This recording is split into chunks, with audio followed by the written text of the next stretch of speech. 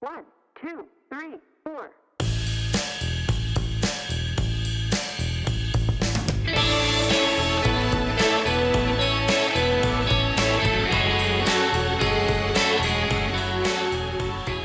Hi, and welcome to the Vininspo podcast with me, Ed Merrison.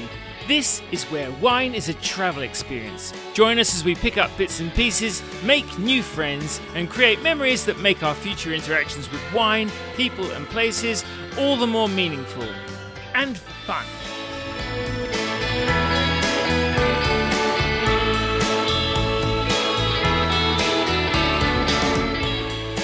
My guest on this week's podcast is Sue Bell. Sue is the owner and winemaker at Bellwether Wines in Coonawarra, South Australia. The business operates out of the historic Glenroy Shearing Shed, which also offers camping, tastings and top-notch tourism tips for the Limestone Coast.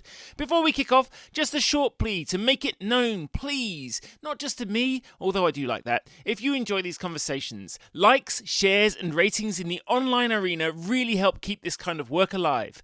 But now, on to the star of the show. Sue and I spoke about nitpicking puddings and getting your just desserts, the grape-growing boon that is the bonny upwelling, the loneliness of leadership, corporate doings and undoings, Earth's ancient skeleton and spiritual sustenance, Coonawarra's uncanny compatibility with Cabernet, owning what you do but not necessarily owning what you have, mining the Cannowinker Fault for the lowdown on Pathway, Ratzenbully and beyond, wine's unique invitation to connect contemporary Australia with First Nation roots, and swimming in the soothing waters of optimism. I started by asking where it all started for Sue.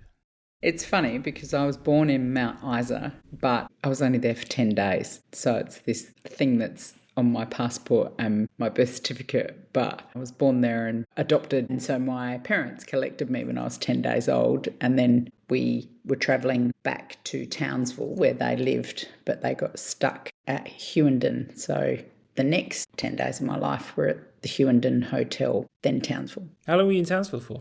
Only a short time. So they'd been living up there for a few years. My brothers both started school there. But I was brought to Adelaide. I think Mum and Dad had gone through a cyclone and they'd been living there for a few years. So they decided to move back to Adelaide. And back then you could drive all the way from Townsville to Adelaide with a baby on your lap in the front seat. Wow. And you had your two brothers, they were a bit older than you, is that right? Yeah. A significant difference in age? They're only a year apart, but there's a 6-year gap to me. Many people would think I was an accident, except I clearly wasn't.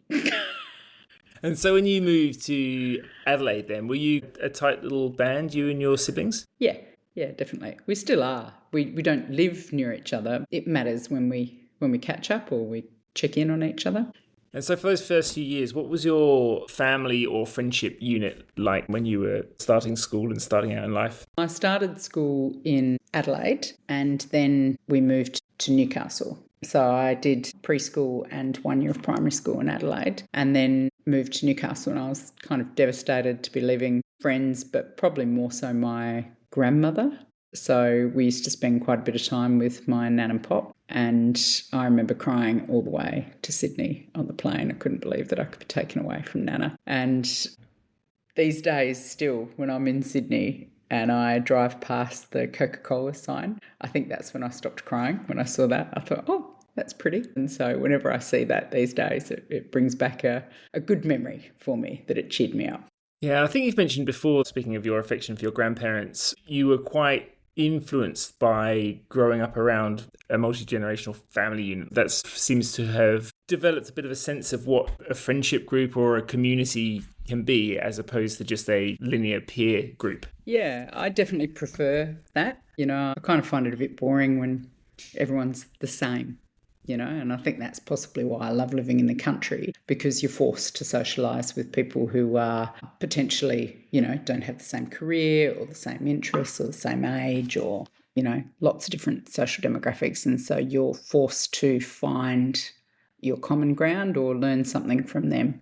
And I think my mother, her family, I guess like a lot through the war, they had multiple generations of women living together while the men were away.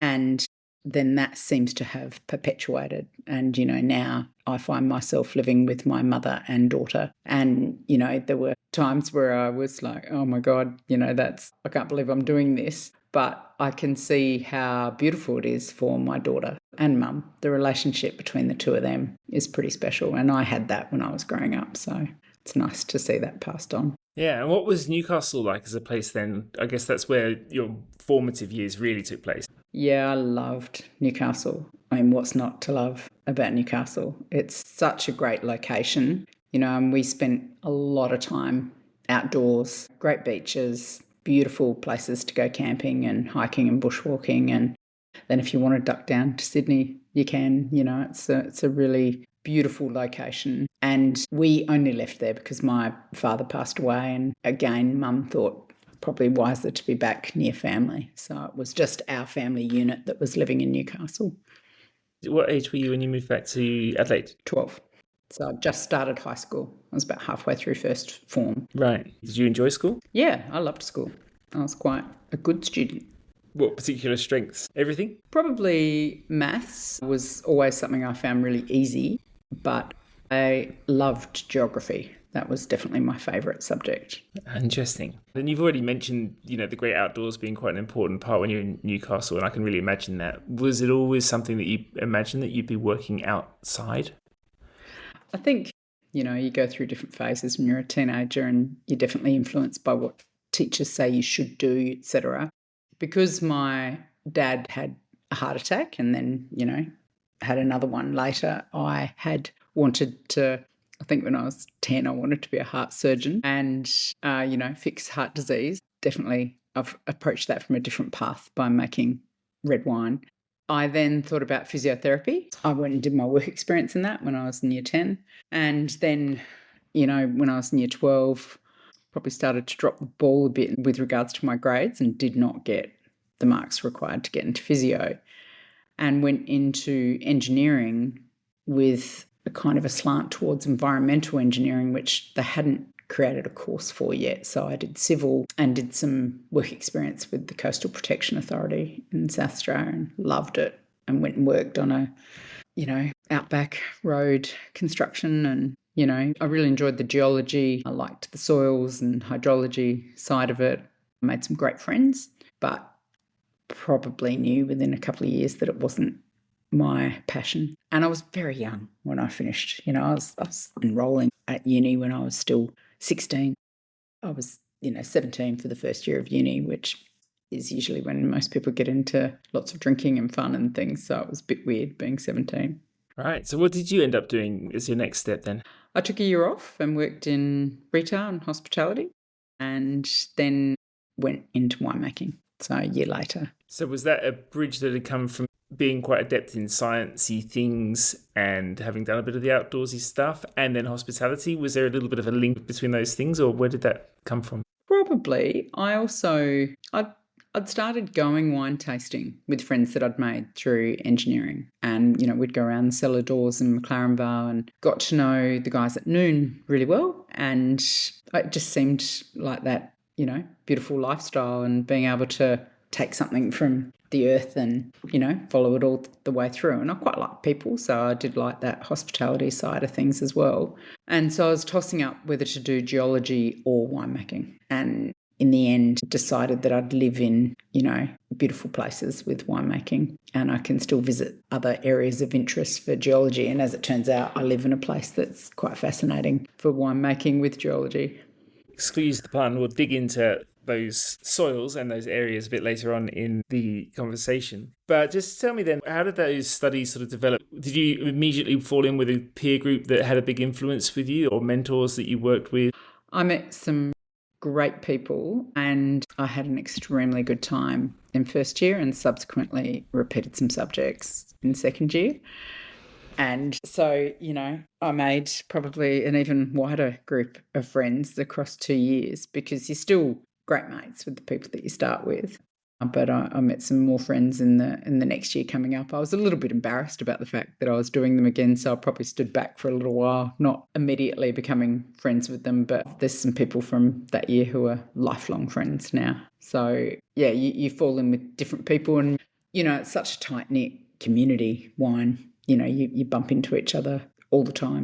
Was that about the age that you started to really get into, obviously going out, but also music? Yes, so it was probably when I was doing engineering, actually. The mates that I made through that, weekends would start on a Wednesday or Thursday night, and we'd always go out and see music, definitely Thursday, Friday, probably be out of money Saturday and stay home, and then head out again for a Sunday afternoon session somewhere, and then try and do some university for a few days. Yeah, I haven't actually spoken to you about music before, but I would assume that you have eclectic tastes.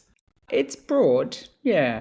Anything particular that you gravitate towards? Oh, well, just this week I went and saw the Cowboy Junkies with a couple of friends, which I really enjoyed. That was great. You wonder whether someone, that's doing their 40th anniversary tour, whether they're going to still have it. And they're incredible musicians. It was really worthwhile seeing. And she still sounds the same, doesn't she? I was actually checking out some. Yeah, I was really impressed, actually. Such a unique voice. It is. Very cool. Okay, so when then we moved from studying more into your first forays into work experience and real work in wine, what were those steps? So really it was while I was studying that I worked part-time at Noon and then Woodstock as well. And so, McLaren Bar is obviously really convenient to studying in Adelaide. It's really beautiful, and I'd made some good friends down there as well. And so I basically lived through the week to spend my weekends working in McLaren Bar. And, that anchored my life, really. Every other bit of work that I did, because, I worked at the flower markets in the morning and the Edinburgh Hotel at night time, and a photo shop on a Thursday and Saturday morning. And then, I'd work in McLaren Bar Saturday afternoon, evening, Sunday. And so that was kind of what I was doing it all for, because I was funding my own way through uni. So I really needed to earn the money to pay rent, and I didn't pay HECS or anything up front. I well and truly paid that off slowly after I graduated. But those jobs helped me, whether I was volunteering to work in a winery to help with pruning and things like that, just to see what happened and learn from people and be able to pick their brain whilst you're doing those kind of repetitive tasks. I thoroughly enjoyed it. I would spend wintertime pruning in the Pyrenees over at Summerfield. And, those conversations over pruning with someone that owns the vineyard and why they're doing what they're doing are such a good adjunct to what you're learning at university. It starts to bring it all together and make it real. Yeah, I feel like that sense that you've had of being connected to the grower or the growing has always been quite a big thing to you. Even to this day, where does that instinct come from? Is it that it's always reflecting the outdoors, I suppose, that you're part of that whole chain? It's also, I've been asked in cellar door when I'm doing a tasting, why haven't you got your own vineyard? And, the first time I remember answering it, just saying, I don't know, I wasn't born with one. But, I have other friends who are the same, and they've prioritised their investment on that. When I started Bellwether, I worried that it would be too long for me to wait to make good wine. What I'd learnt when I was working in the corporates was that vines went through that gangly phase when they were young. Sometimes you'd jag an incredible year off them, but then they'd go into that biannual cropping cycle, etc., and then really start to emerge out of adolescence at around that 15-year mark. And I just thought, I don't want to wait 15 years to make great wine. I want to do it straight away. So I looked for sites that I could just make, wines that excited me. And so I needed the growers. So it wasn't just the fact that I liked them as people. I needed them for the fruit to make wine. But then I'd gone from working in big wineries, or even when I've worked in little wineries, working in teams, to working completely on my own. And so my growers were my team. The interaction that I had with them really was part of my sanity. And, some of them were people that I had worked with in the corporate years that I got to have a whole new suite of conversations with them. And that point where they'd be bringing their fruit into me, on the back of the ute, and I didn't have a forklift, so we're forking it off with, a pitchfork. You have quite a long conversation at the end of their season, and then the start of what I have to do after all those times walking down rows, deciding when we'd pick and how the season was going. It was then my job to finish it off. And some of them hadn't had such personal interaction with winemakers because they sold to companies where it went off in semi-trailers. they'd get gradings and they'd get paid, but they didn't get to see and smell and touch it the way that they were with me. So it was there's some really beautiful moments shared with those growers. Yeah, I bet. And with the corporate years, just describe that journey, that trajectory, where you were physically around the country and who you were working for and who you were working with through those years. So when I first graduated, I finished at a very good time. It was, at the pick of 6 jobs. Like, it could not be more different to what things are now. And I took a job at Primo Estate, working with Joe Grilly, who's just a fabulous person and really smart individual. And I had been offered a second interview because I'd been given the advice to apply for everything when you finish uni, because it's a really good time to get lots of interview experience because you're not tied to anyone, you don't have to be secretive about it. And so I'd done that, and then I started to get these offers of second interviews for things, and I was already working for Joe, and one of them was the Southcourt graduate program. And I loved being at Primo, so I was like, no, I don't need to do this. And Joe said, I think you should go for this interview. Just go because I'm interested, and bring back morning tea from the Barossa, And so I did. And when I got back, kind of everyone excused themselves from morning tea, and then Joe kind of sat with me and chatted for a while, and he said, look, if you get offered this, I will encourage you to take it because I feel like you will learn so many things that I can't teach you. It's an incredible experience. And I would not have entertained that without him pushing me to, because I liked the community side of who he was. That was more my scene. And so I was kind of thrust into, this massive juggernaut that was Southcourt. And my first placement was Caradoc, in Mildura. I think I arrived in the middle of a heat wave, it was 45 degrees. I'd never lived that far from the coast before. And thank God for the River Murray for being able to go for a swim. And, I thought I was walking into this gigantic factory and that's what they look like. But it's still full of people. It still has grapes come in. There's people that take a lot of pride in what they're doing. And, Wayne Falkenberg was the boss of the place then, and he bent over backwards to look after young winemakers to keep them there.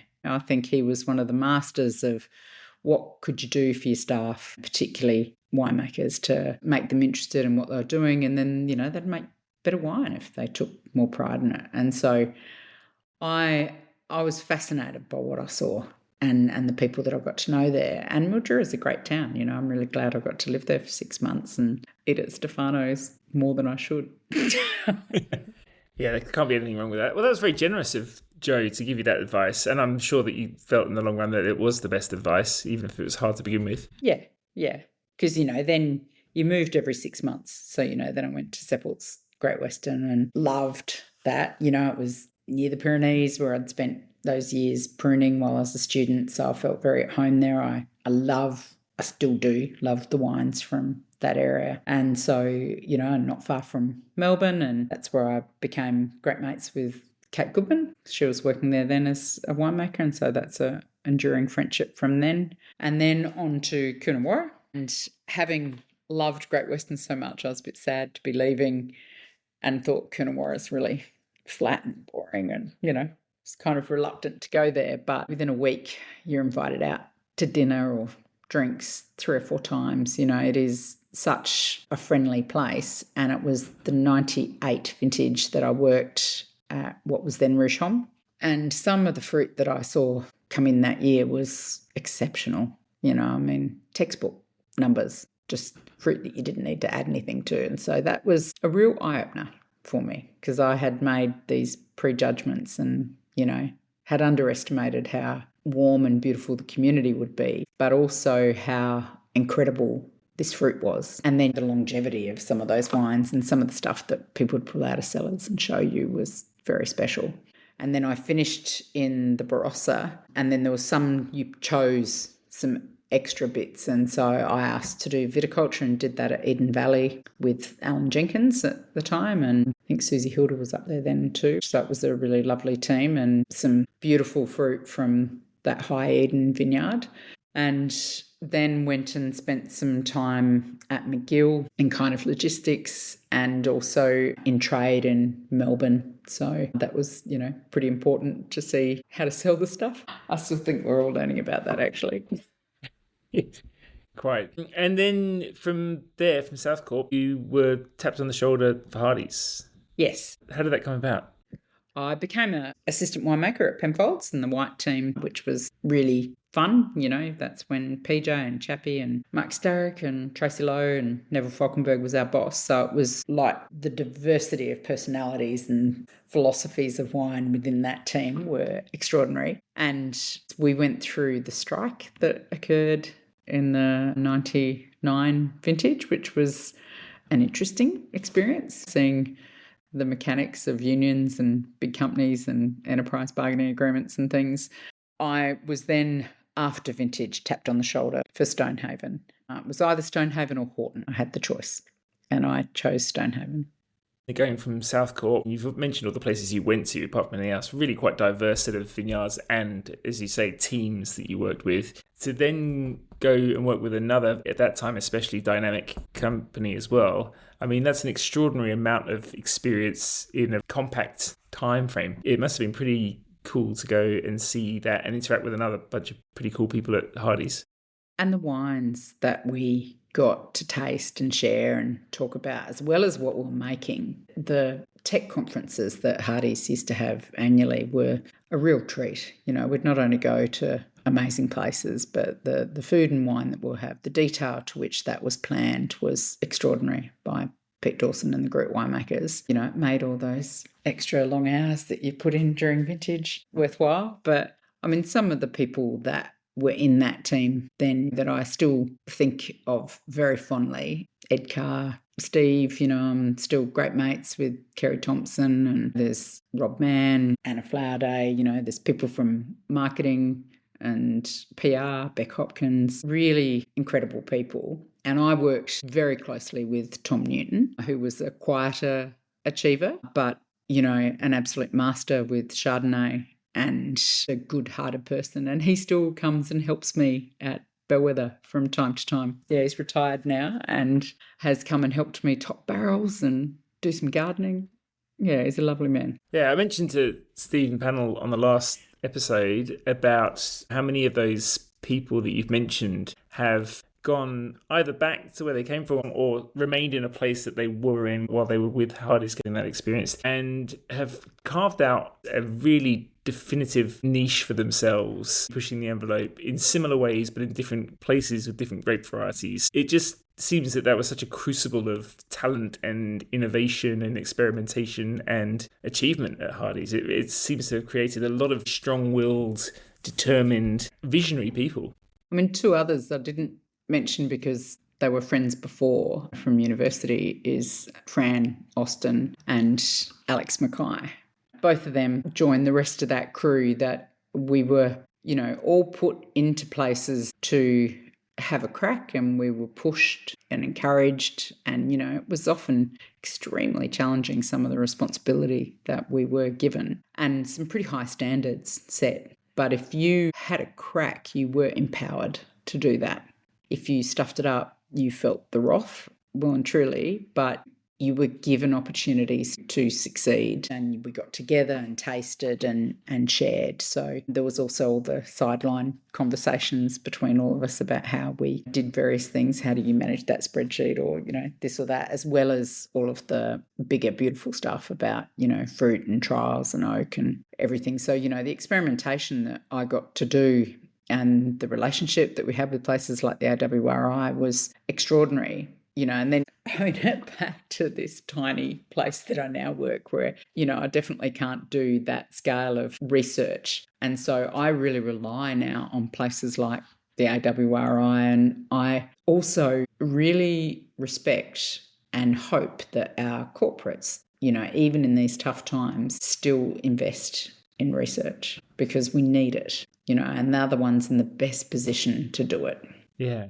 Up to that point, were there any specific regions and grape varieties that you worked with, wines that you made effectively, that you were extremely proud of or that you felt were stepping stones on your way to the kinds of wines that you were after?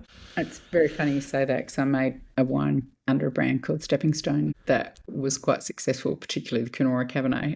I loved the work that we did with Chardonnay, both when I was at Penfolds and then at Hardy's. I felt like I was very fortunate to work with teams that were getting access in the really early days to some really exciting fruit, particularly out of places like Tasmania and Tumbarumba and the Yarra Valley, and then right across South Australia as well. And then, the team in the West that were working with everything down south was also really exciting when I was working at Hardy's. So I loved doing that. So the early days of all the Tassie stuff before there was Winemaker down there or a winery in the Yarra, all that used to come to Stonehaven. And so, we'd get in a plane and fly to the Yarra Valley to walk vineyards and decide when we're picking, and then deal with a million different places for pressing and all the different trucks that would bring in the juices back to us at Stonehaven. And so, the early Bastard Hills and Eileen Hardy's and even that earlier Bay of Fire stuff I loved working with. And I almost moved to Tasmania at one stage and the Yarra,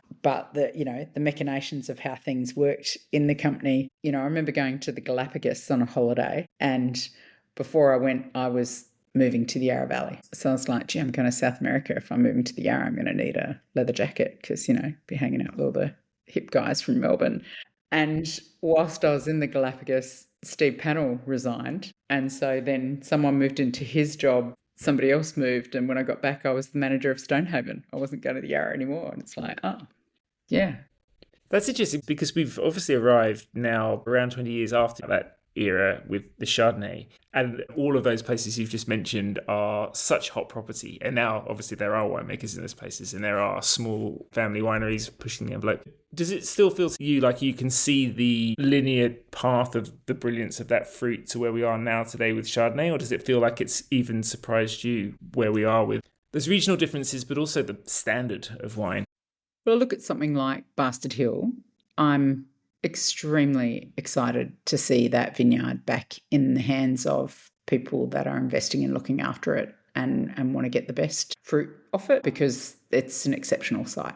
So, the fact that kind of faded and disappeared for a few years, I think was a great loss. So I think that's really exciting. I think Tasmania, it's no surprise at all how well that's going, and when everyone else has been kind of starting to go, oh, it's going to be tough, Tassie's well and truly on another planet when it comes to that. It probably makes me a bit sad that it's almost, I'm priced out.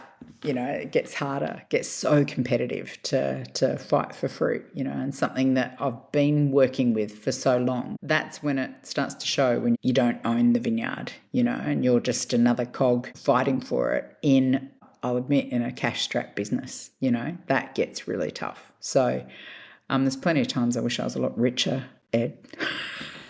I'm sure. A very well-connected cog, essential cog, I guess, in a lot of those relationships. But yes, I'm sure nothing talks like money. No. And when you were back then, having not gone and worn a leather jacket in the Yarra Valley and found yourself back at Stonehaven, did you have an idea then of what a Sue Bell enterprise might look like? Oh, no idea.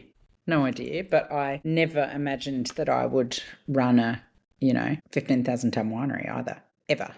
And I'd probably never wanted to, but I think it was better to do that in a winery that I'd employed a lot of the staff and set up a lot of systems. And so, it was easier to take on. It doesn't mean that I didn't still find it a huge step up. And, I think my first vintage was the biggest crush we'd ever done, so it was the baptism of fire, well and truly. And we had a really sad tragedy with a car accident towards the end of vintage where someone was killed a few days after we'd finished crushing. And so that was a really tough thing to have to deal with when everyone was already fatigued, I remember the police talking to us about the grief responses that people may show and exhibit. And I was just listening and thinking, my God, we're already all, after such a huge vintage, we were already very fatigued. So some of the things they were describing, we were already at without having grief on top of it. So that was a big challenge on top of everything else. And from that, I formed some very long-lasting friendships with people, and I stuck around. I survived it. Yeah, it must have been hard. And how did those Stonehaven days come to an end? So our 10th birthday, so celebrating 10 years, we had all the top journalists flying in, and then we took them around in choppers to visit all our vineyards and had this spectacular dinner. I was living in an old church, St. Sed's in Coonawarra, and we emptied all my furniture out and created a lounge on carpet outside and had this spectacular dinner that night. And that was all right in the middle of vintage. So that was, had its own challenges. And that's how we started the 10th birthday celebrations. We finished them later in the year with announcement of sale.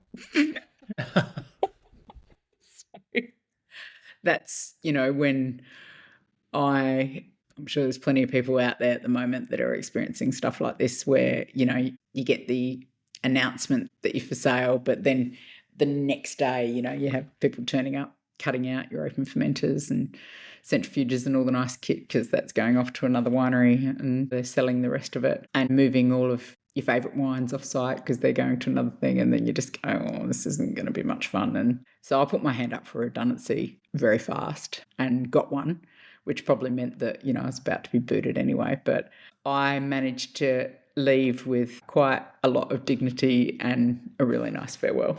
It was the same year that I had won the Evans Tutorial Ducks and I was finishing the Australian Rural Leadership Program. So I was off to India for the international session for that, and then back, then off to France on the Evans trip, and then back, and then off to New Zealand for a judging gig, which was part of being Ducks. And so I had all this travel already lined up, and I actually just took it and didn't have to answer emails or, respond to phone calls for the first time in forever. It was an incredible luxury, actually, those few months after I left. Yeah, that's very cool. Yeah. And you managed to not think about what was happening next. I tried not to. There were definitely times where I was like, oh my God, I need to. There was some really good jobs available at that time as well. And when I learnt that there was actually a lot more money outside of corporate, in corporates you get opportunities, not necessarily the high salaries,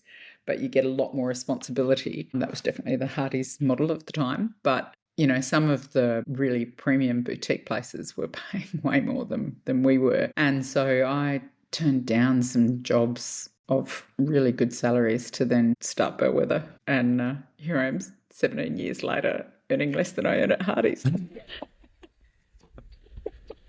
Yeah. So how did that Bellwether idea take shape?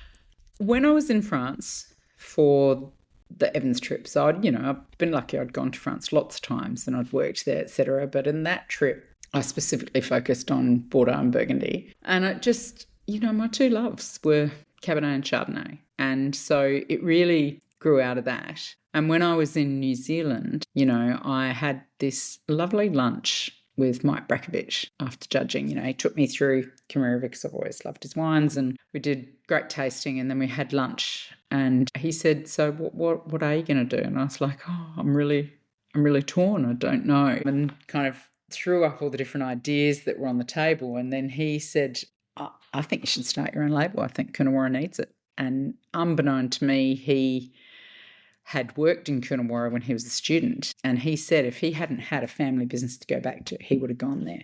So that encouragement from someone I respected so much was definitely a nice thing to suggest, and he's been to visit, which is lovely. So I think I'm grateful for that advice.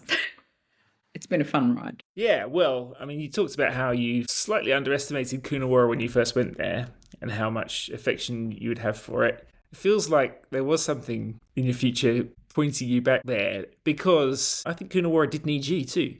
I do want to have a bit of a focus on the limestone coast and beyond areas, because there are a few that we haven't spoken about that much on the podcast and that you know intimately. We should probably start with Coonawarra itself. What is it about that place that is so special from a grape growing point of view as well as a community point of view? So from a grape growing point of view, you know, I feel like I get the opportunity to see lots of different vineyards and varieties. And I'm astounded how I come back into Coonawarra and walk through a good Cabernet block, and it just has this very good balance. Our soils, they're quite shallow, but the structure of those soils is almost, you know, perfectly pre-designed for viticulture. How they drain, the limestone underneath, and then the right amount of, you know, kind of micro elements to feed that vine, give it the shoot length that you want. So it can hold, you know, there's that just the right amount of clay that it holds water up until when the shoots get to the length that you'd really rather they started to invest their energy into the fruit. That tends to happen. You know, and I mean, there's definitely extremes of seasons, etc., where, you know, things are more challenging. And, you know, when I first came here, I'd say we had more of those seasons where I would be loving the fruit taste, but the tannins weren't ready or the seeds were green. And so, you know, that old adage of hang time or waiting for tannins to get better. And I feel that climate change is definitely working in our favour right now, that I don't even have to think about seed ripeness or looking at cane lignification. Even in the cooler years, we get that now. And so that, I think, is pretty exciting. And, you know, it's the cool years that I love with regards to fragrance, because we are a cool climate for Cabernet. And, you know, there's definitely been people that have tried to go on an anti-mint campaign or blah, blah, blah. You know, I think that cooling effect of our Cabernet is part of the charm, but the structure of the tannins, those thick skins and balanced acid just makes some of the most incredible aging wines. But as young wines, they're really pretty and fragrant too. You know, I mean, I love making Barbera for its, you know, vitality and fragrance. But Cabernet is actually a really fragrant variety. Absolutely.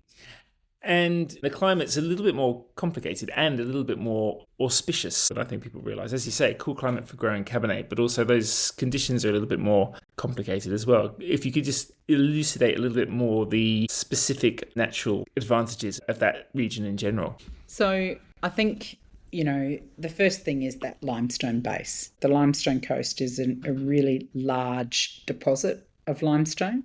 And if you look at the current coastline, you know, the beautiful towns of Robe and Beachport and Kingston, and you've got vineyards over there at Robe and Mount Benson, I see that as the current coastline. And then where Coonawarra is, Rattenbully, Padthaway, they follow an ancient coastline, and there's 16 to 20 in between them, depending on which road you drive over.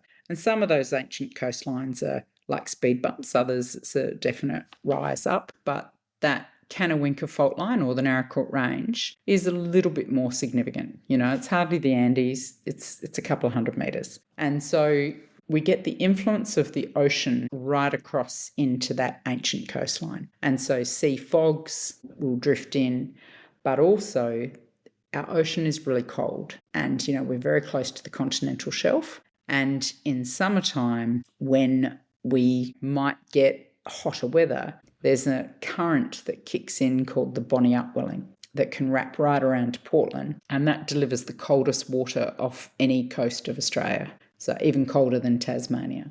And, you know, you'll be swimming at Robe and go, oh, yeah, that Bonnie Upwelling's kicking in, because you can feel it. It drops by kind of 6 to 8 degrees. And so that has a big impact moderating our summer. And I think that's a real asset to us. And it was recognised by the CSIRO and Monash Uni and others that were looking at climates for viticultural regions and how they would change with climate change. And the Limestone Coast is one that changes slower. So we're buffered because of that influence of that cold water. It's really important for us. It's not only a beautiful place for us to get, you know, fresh fish and lobster, etc., to go with our wines or to have a break. It's also a critical part of our climate for growing grapes.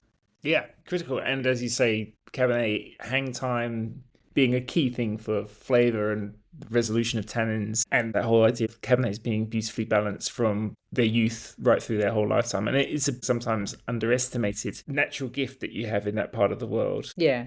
And I mean, the other thing, in that limestone underneath us, you go to Rattenbully, which is immediately north of Coonawarra, and you've got World Heritage listed caves sitting beneath vineyards that have megafauna fossils in them. That's a pretty fascinating area. It's fascinating geologically and for visitors, but I think it's also proving to grow some exceptional fruit. Not many people know about Rattenbully because so much of it has gone into bigger company blends. It's definitely part of the Penfolds recipe books these days. And that's a strategy for them probably with climate change, but also you just get beautiful fruit aromatics. You get good tannins, and it's one of those regions that's slightly more continental. And so I think things like the spice and Shiraz and fragrance, it's that balance between continentality and maritime that I find really interesting. And what about Pathway? So Pathway's immediately north of Rattenbully. So it's at the top of the Cannonwinker fault line and narrower. So it really follows quite tightly on the range. So dare I say it, a little bit like Burgundy, that you've got the vineyards at the top of the range and then there's the cusp.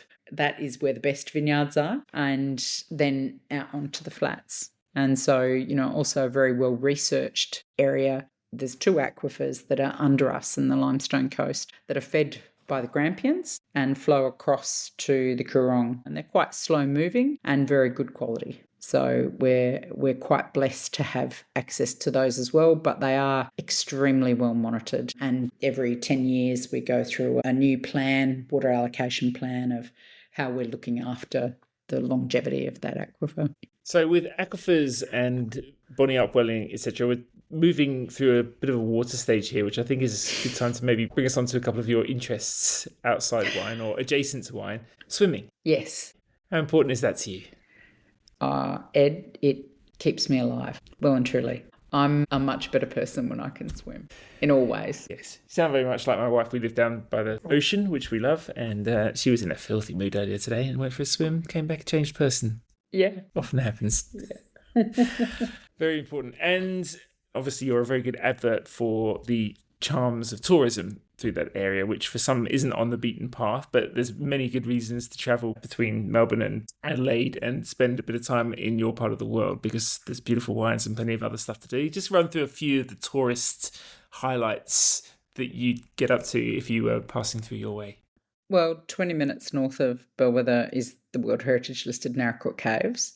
And our south, you've got the beautiful Blue Lake at Mount Gambier, and you should continue past that about another 10, 15 minutes and go for a swim at the Little Blue Lake, which is this extraordinary swimming hole where you can jump off a 13-metre cliff into a 47-metre deep swimming hole. That's a constant kind of 12 to 14 degrees, and it's fresh water that's filtered through limestone. Your skin feels incredible after swimming in that. I love it.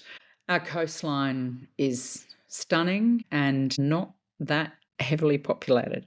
I think it's extraordinary how you can be on the beach and have it to yourself sometimes. It's really beautiful. And that's, from Port Macdonald all the way around to Robe, Kingston and the Coorong.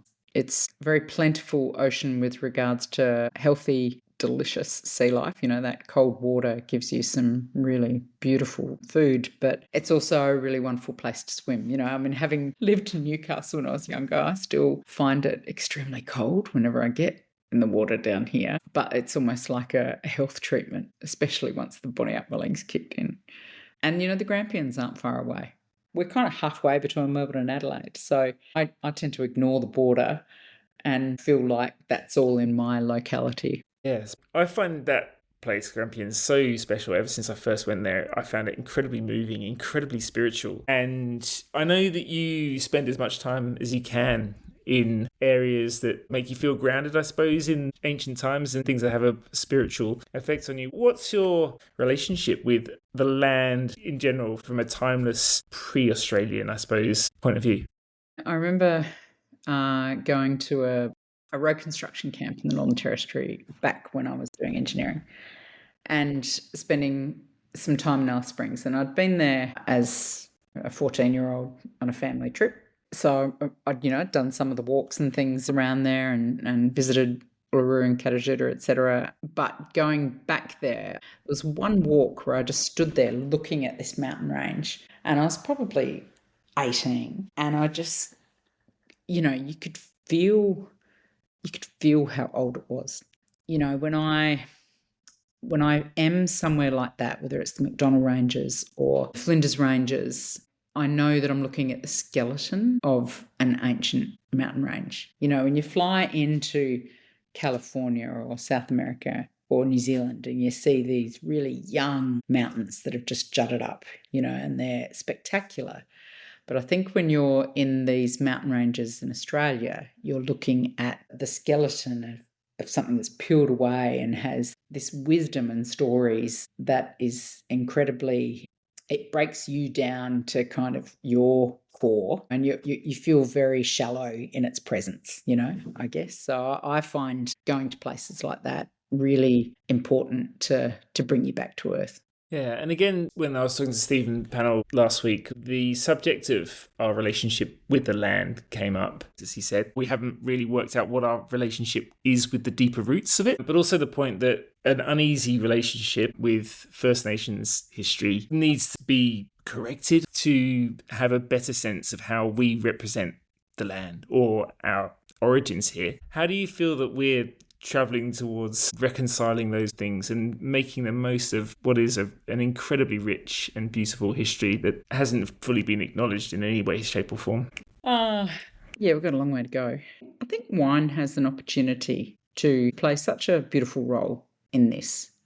We're a community that loves to, we make something each season that represents that season and the place from which it comes from, and so we're celebrating that land. That whole French notion of terroir, which is the combination of the geology and the soils and the climate and the cultural practices of the people that care for it, that is an absolute given in Aboriginal culture. I sometimes wonder whether my indifference to owning vineyards and land is that I don't see ownership as that important. It's not something that I crave, but caring for it, celebrating it, working with it, encouraging the people that are on it to care for it and look after their vineyard to get the best flavour out of it each season. I love doing that. That's really enjoyable. More enjoyable than building assets of, land holdings, because ancient Australia, it wasn't about owning the land. It was about caring for it and your connection to it and your responsibility to do that. Your mother is your responsibility to care for your whole life, and that's the land that you were born in. Yeah, there's a point to which it becomes rather absurd, the idea of acquiring and owning in that sense. The idea of jealously guarding something that can't really be described as being yours in some ways. And again, looking at what wine can do to unravel that situation, I suppose. It's all about potentially looking after something that isn't yours, that you're lucky to be part of, but also sharing it with other people and encouraging them to enjoy it and think about it that way, but also encouraging them to help you understand it. Yeah. I mean, where I make wine is a beautiful old shearing shed. I love that I can say to people when they walk in, this place was built before a grapevine was planted in Coonawarra. And that harks to a different part of the history of how our land was used. And then you step out the back and you've got these magnificent giant gum trees that were saplings before white man was in the area, and they have canoe scars in them back from when it was swamp country. And so I find that just, again, a reminder of your place in that circle, that we're not really here that long, Whilst we're here, we should have fun, be nice to each other, and just try to leave the planet a better place.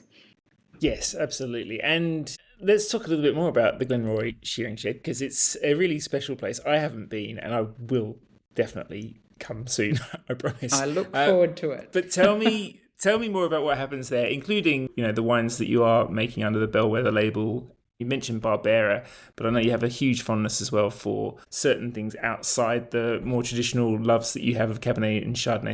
Yeah, so I started with Coonawarra Cabernet, Tassie Chardonnay. I still love making those two wines, and I introduced into that Rattenbully Shiraz, and that's grown by Nick and Heather Laycock at a lovely site. And, the way that they look after that vineyard's really committed and dedicated. They're quite pedantic about how they look after it. And that's right on the border of Victoria at a little village called Hynham, near another old shearing shed and cemetery, actually. And I make wine for various people around Rattenbully as well.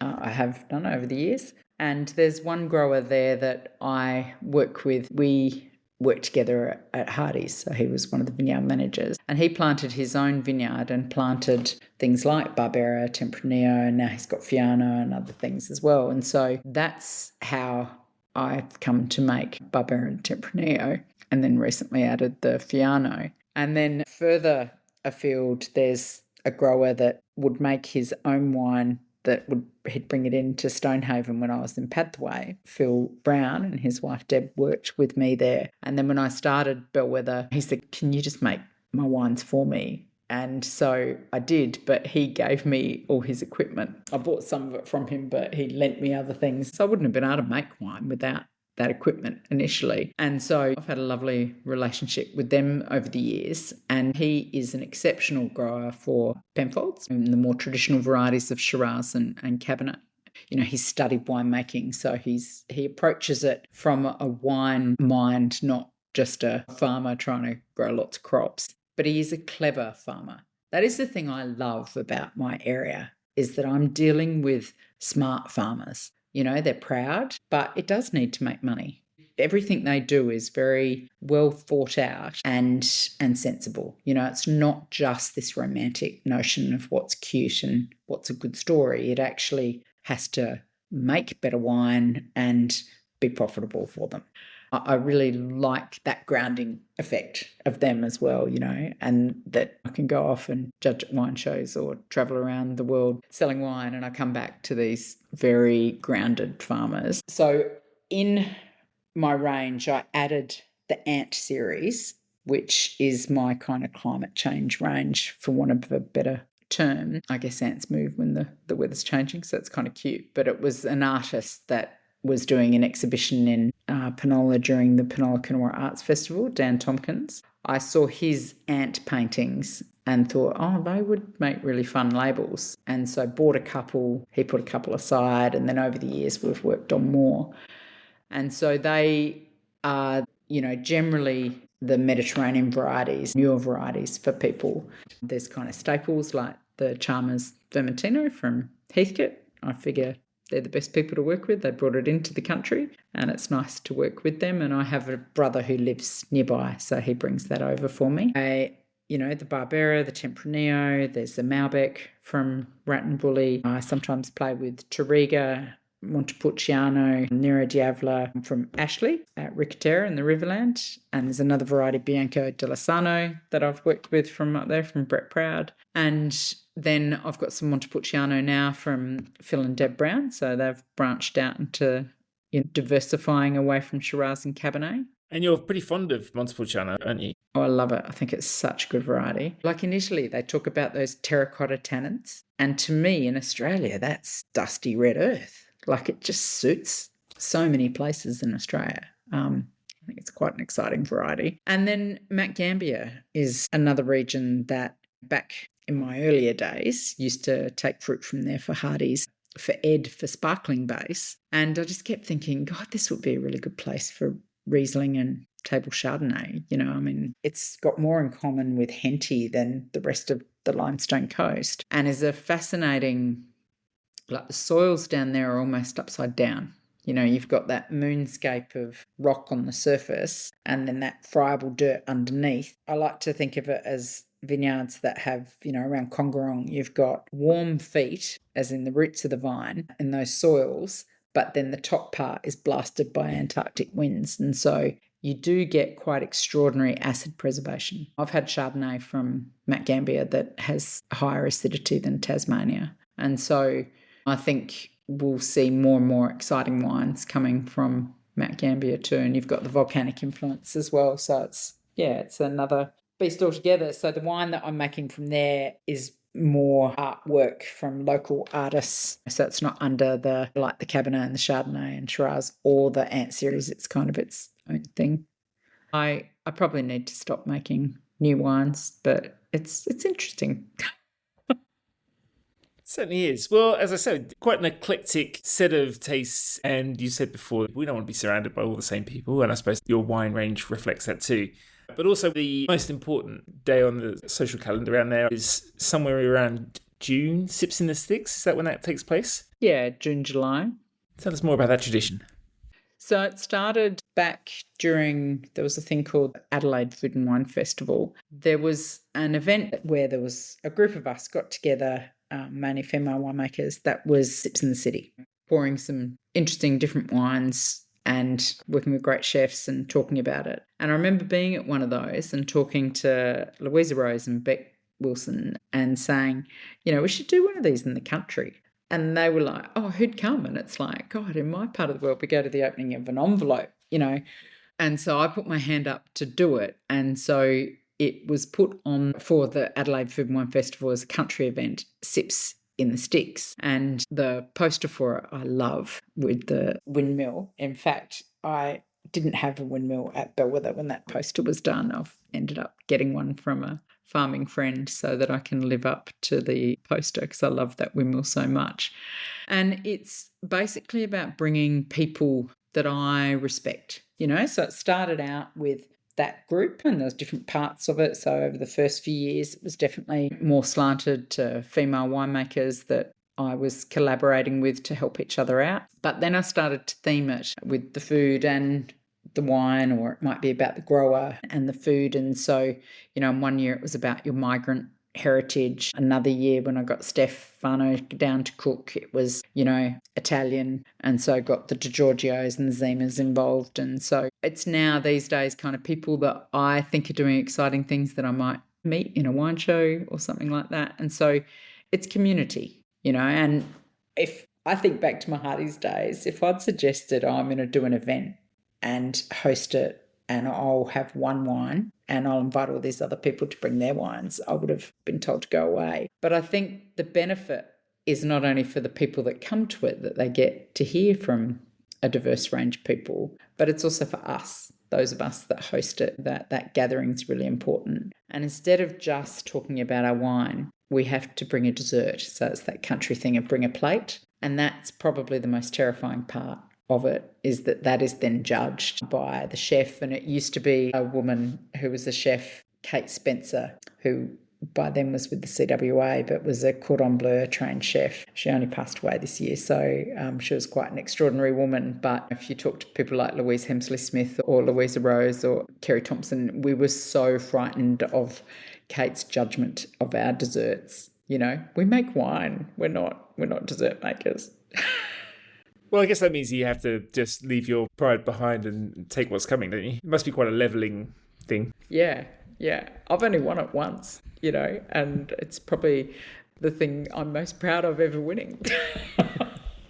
And I believe this year the theme was the loneliness of leadership. Is that right? Yes. Which I think is really interesting because we've talked a lot about community, and it is, I think, one of the most important concepts that we're going to end up using as a species, to be honest, with the way things are going. How we shape communities, how we conceive of them, what we do with them, and how we see our roles evolving as participants or leaders or whatever. But if you could expand a little bit on what ideas people brought to you, I'd be really interested to hear.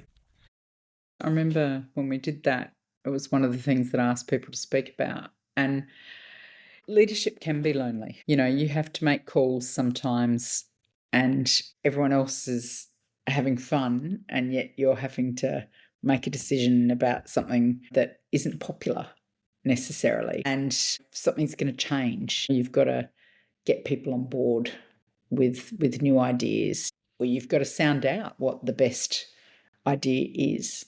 I think it can be a bit scary, just going along with the crowd is easy, or just hanging with the crowd is easy, but to actually bravely state an alternative point of view can be really frightening, even if it is potentially to you obviously right. And something like that could be calling out racism or sexism or something like that when the crowd's going with it. You know, you can just let it pass and not be a troublemaker, or you can kind of go, yeah, is that funny? You know, or perhaps it is a difficult time to speak up about it. And so you might work out a way to present something that attracts people to a better way of thinking because it was too hard to speak up at that time. So I think some of those things are hard to sometimes participate in. I think wine is a beautiful community that brings people together, you know, whether it's working in a regional area or in a cellar door or people having a dinner party as consumers sharing wines they've purchased. I think that ability to alleviate loneliness is one of our great strengths, but it should never be at the cost of health or leading to threat to life, etc. You know, so it is difficult. I've worked with people who have serious issues with alcohol and yet they're surrounded by it, and so that's such a challenge. And they're good people who love what they're doing, so that's, you know, it's really scary. But we've all got to step up to try to help change the culture to a positive one. I think it's happening. We saw people drink a hell of a lot during the pandemic when they were at home, not working, not needing to be somewhere. I think people have come out the other side now extremely focused on their health and working on their mental health in particular. And I think that's a good thing. And I think wine in particular needs to be a good part of that. And so catching up for a few drinks with people, thinking about what you're serving with a beautiful meal that you've sought the ingredients for and thought about the recipe, then wine is the perfect accompaniment to that. It's that deep thinking. But, you know, you also don't want to be too wanky and, you know, highbrow. I'm stunned that so many people are frightened to walk into art galleries, and yet when they do, it's a beautiful transformative experience for them. And I feel that wine is like that. I think at times we've made it too scary. So I have tried at my place to make it friendly. I haven't dumbed down the information and the education side of it, but I try to make it that people can come in from whatever walk of life. You know, I mean, they're camping, for God's sake. So it's already made it more relaxed, I guess. Yeah. Less fancy, you know, but without destroying quality. Simple, fresh food with wine and a campfire. Does it get better? No, and it's that simplicity, isn't it? It's the way it's presented, I think, entirely. And, you know, in terms of health as well as how people feel welcome in the milieu, there you go, there's a wanky term, of wine, is literally just what they're presented. And I think yours, you know, it's a perfect example of the country way. Like you say, even the presentation of Sips in the Sticks, that idea, take us as you find us, knock together a dessert or whatever, hang out and play diverse music with diverse people. I mean, it's all pretty simple. And obviously at Bellwether, you have a very good sense of what that is. And it's a very inclusive, warm vision that I don't know how anyone would want to turn away from it. But at the same time, it's a few months now since you became the sole owner. And I just watched back before you joined your mobile press release delivered from your car back in mid-June this year, where you said you were excited and terrified at the prospect of taking sole ownership of Bellwether after founding it back in 2008. How do you feel about it all? I'm still terrified. I'm still terrified. You know, I'm sure I'm not the only wine business at the moment that feels like their core business owner is, you know, the ATO. You know, so it is still really scary. It's never been tighter than it currently is. But I also am really enjoying the fact that what I do, how I do things, I'm definitely doing it for myself, for my daughter. It's that long-term future that I'm thinking about. And I've built a very loyal group of customers. You know, the whole thing about all the work that I've put into building this place was to have a deeper connection with people, and then they'd be loyal. And we are definitely seeing that at the moment, you know, and we need it. But people, you know, that fond memory that they have on their round Australia camping trip of this place they stayed at, then it's a nice reminder for them to get that wine and have it sent to them for years to come. So it's memories that I think is the important thing that we can do for people. That's what tourism should be. We're the best souvenirs you can get. Yeah, and I think it's really cool that you would be one of the more sensitive people when it comes to your surroundings and the land, both present condition and ancient roots thereof, the various communities, the various generations that you hang out with. A very sensitive person, but at the same time, an optimist, which has to be good news for people because not everyone can feel that much optimism at the moment. But you find it a little bit of brightness everywhere. Yeah, definitely, especially when I'm swimming, Ed. I would say a couple of years ago, I had a frozen shoulder and I couldn't swim for 2 years. And I really saw my optimism decline, you know. I think you've got to work out what the things are that you need to keep you sane and happy. And back in the water, I just can't wait to swim each time that I do. It's really important for me, you know, and it is that, whether it's a cleansing thing, it's meditative, you know, it's that white noise thing. Afterwards, you feel completely revitalized, and it's like, you know, you can breathe deeper, perhaps. That's it for this week's podcast. If you enjoyed the conversation, please like, subscribe, and share this episode with your tribe. Please don't underestimate the power of these endorsements in making it possible to produce original, thoughtful work. You can also subscribe to my Substack, that's edmerison.substack.com. But now, I'd like to say thank you to Lucas James for the music, Neil Williams for the artwork, and to my guest, Sue Bell. Until next time, live wine to the fullest. Cheers.